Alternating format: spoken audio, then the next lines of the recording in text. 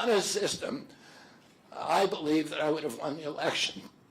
In a system the kind that my father and my uncles thrived in, a system with open debates, with fair primaries, with regularly scheduled debate, with fair primaries, and with a truly independent media untainted by government propaganda and censorship. In a system of nonpartisan courts and election boards, everything would be different. After all, the polls consistently showed me beating each of the other candidates, both in favorability and also in head-to-head matchups. But I'm sorry to say that while democracy may still be alive at the grassroots, it has become little more than a slogan for our political institutions, for our media, and for our government, and most sadly at all for me, for the Democratic Party.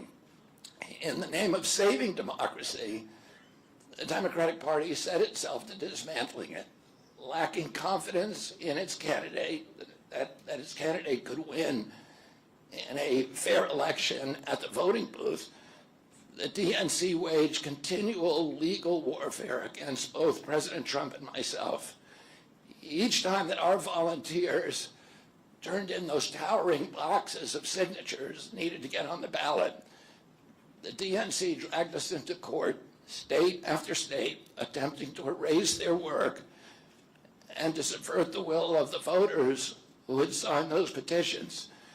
It deployed DNC-aligned judges to throw me and other candidates off the ballot and to throw President Trump in jail. It ran a sham primary that was rigged to prevent any serious challenge to President Biden. Then, when a predictably bungled debate performance precipitated the palace coup against President Biden, the same shadowy DNC operatives appointed his successor, also without an election. They installed a candidate who was so unpopular with voters that she dropped out in 2020 without winning a single delegate. My uncle and my father both relished debate. They prided themselves on their capacity to go toe-to-toe with any opponent in the battle over ideas. They would be astonished to learn of a Democratic Party presidential nominee who, like Vice President Harris, has not appeared in a single interview or an unscripted encounter with voters for 35 days. This is profoundly undemocratic. How are people to choose when they don't know whom they are choosing? And how can this look to the rest of the world? My father and my uncle were always conscious of America's image abroad because of our nation's role as the template for democracy, the role model for democratic processes, and the leader of the free world.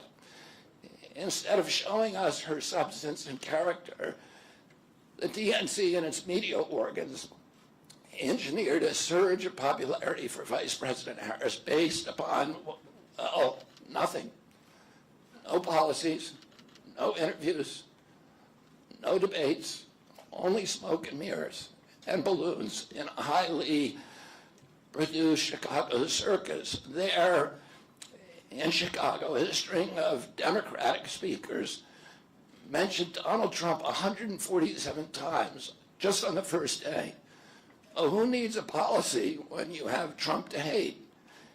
In contrast, at the RNC convention, President Biden was mentioned only twice in 4 days.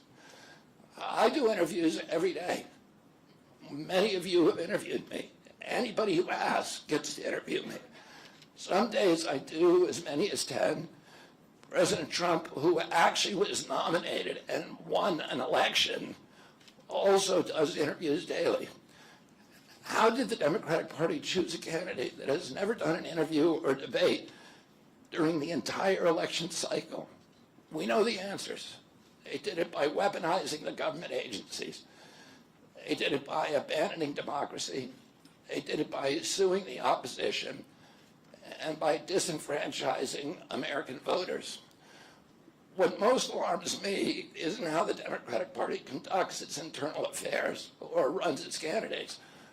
What alarms me is the resort to censorship and media control and the weaponization of the federal agencies.